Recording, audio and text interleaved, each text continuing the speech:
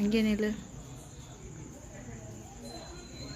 சிலந்தி வீடு கட்டுது பாருங்கள். எங்கள் வீட்டில் எவ்வளோ பெருசாக எவ்வளோ அழகாக அது வந்து லைன் போட்டு வருதுன்னு பாருங்கள்.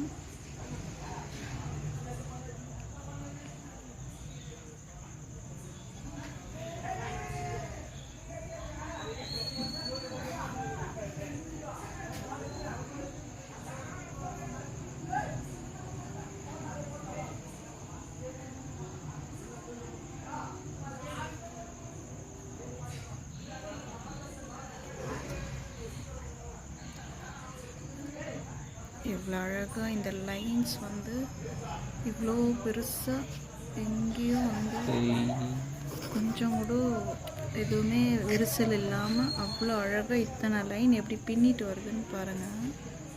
அதோட வீட்டை எவ்வளோ அழகாக கட்டுதுன்னு இதெல்லாம் பார்க்குறதுக்கு நேச்சுரலாக கண்ணுக்கு அவ்வளோ அழகாக இருக்குது.